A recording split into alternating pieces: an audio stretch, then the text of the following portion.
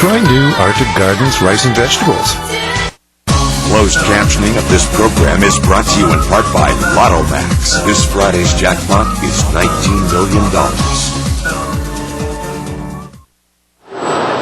Okay, well, you're not going to believe this, but I think Anwar is going to take us on a colonic tour. Yeah, you know, that's the thing. Nobody wants to talk about it, and we sort of giggle about it. But that's the magic of this program, Christine. Exactly that. You can come take a tour of a colon, a 40-foot colon, and get the awareness. Very important. I want to introduce you to Dr. Rabeneck, who is the Vice President of Cancer Care Ontario. Excuse me, I had a different heading. That's why. But let's, for basic sakes, for those who are watching, let's describe where is the colon in the body and its primary function to start. Basically, it's the large bowel or the large intestine. It consists of the colon and the rectum. Okay. And the rectum is the lowermost 6 inches. But altogether, it's a single organ. It's the large intestine. So that is occurring up here and then going to the back end? Exactly. Okay. Exactly. So you as a doctor now, if we're going in, so guys, I hate to be frank, but we're now entering from the back end, essentially, when we come into this colon tour. When you're going in as a doctor with a camera and you're looking at, like, what are you looking for?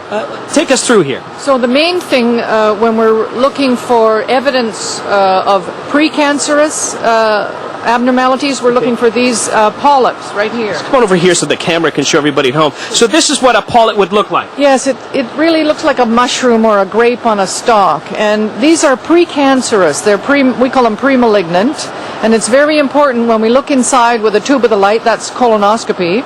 Very important when we see these, we recognize them first of all, and then we put a snare around them. We actually lasso them and remove them and put them into a container and send them to the pathologist, and the pathologist then tells us what kind of a polyp it is, basically. So the key is to get rid of polyps. Polyps are not a good thing. If you get rid of that, that is you're on your way to preventing getting cancer. Is that correct? Exactly. So anytime we're doing a colonoscopy for any reason, when we see these polyps, we detect them and we remove them all at the same time as we're doing that colonoscopy. Okay, so let's travel down. So we're making our way down here, and if you don't get checked, and that's what this is all about, is prevention, you don't get checked, you get the dreaded C word, and this is now what would appear to be an advanced colon cancer, right? Yes, it doesn't look like a polyp anymore because a cancer has arisen in the head of that polyp, and the cancer is a cancerous growth arising in a polyp and covering part of the lining of the colon.